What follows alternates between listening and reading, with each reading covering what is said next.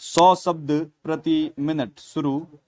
प्रधानमंत्री नरेंद्र मोदी अपने अमेरिका दौरे में जब यह कहते हैं कि भारतीय रेलों में रोज ऑस्ट्रेलिया के बराबर आबादी सफर करती है, तो देश के विशाल रेलवे नेटवर्क का आभास होता है विराम।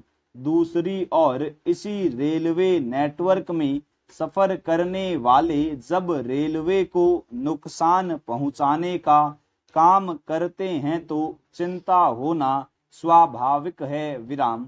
यह चिंता इसलिए भी क्योंकि रेलवे के वातानुकूलित कोचों से बड़ी संख्या में चादर, कंबल, तकिए, कटलरी और नलों की टोटियों की चोरी की घटनाएं बढ़ती जा रही है विराम। न केवल रेलवे बल्कि होटल, रेस्टोरेंट तथा अन्य सार्वजनिक स्थलों पर भी सामान चुराने की दुष्प्रवृत्ति लोगों में क्यों घर करने लगी है, इस सवाल पर मनन जरूरी है विराम।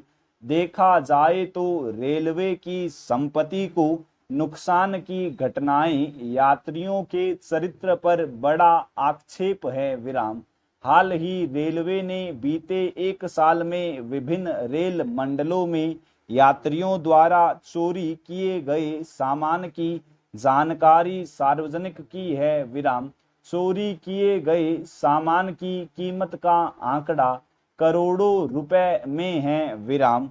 हैरत की बात यह है कि सामान्य एक्सप्रेस और सुपरफास्ट ट्रेनों में ही नहीं, सामान चुराने वालों ने राजधानी, दुरंतो, शताब्दी और सभी कुछ समय पूर्व ही शुरू हुई वंदे भारत जैसी स्पेशल ट्रेनों को भी नहीं छोड़ा है विराम।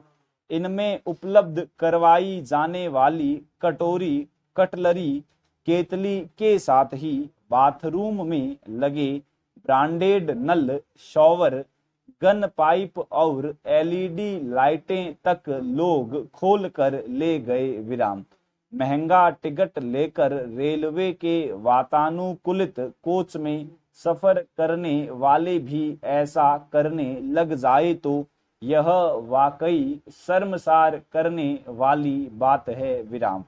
सवाल यहाँ अमीर गरीब का भी नहीं बल्कि उस प्रवृत्ति का है जिसमें व्यक्ति इस बात को भी भूलने लगता है कि वह इस देश का जिम्मेदार नागरिक है विराम। यह जिम्मेदारी का भाव उसे देश की संपत्ति की रक्षा का दायित्व भी खुद ब खुद ही सौंप देता है विराम।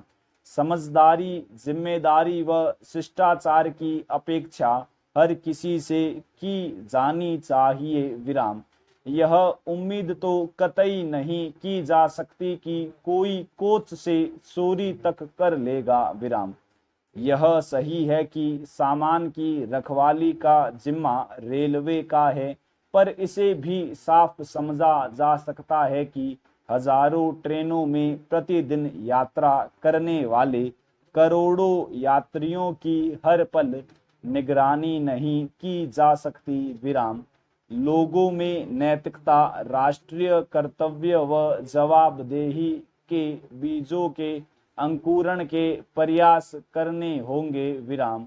उन्हें एहसास कराना होगा कि रेलवे ही नहीं बल्कि कहीं भी यदि वे चोरी की मानसिकता रखते हैं तो ऐसा कर वे खुद को भी धोखा दे रहे हैं विराम। देखा जाए तो ऐसी हरकतों का खामियाजा सुविधाओं में कमी के रूप में यात्रियों को ही भुगतना पड़ता है। पूर्ण विराम।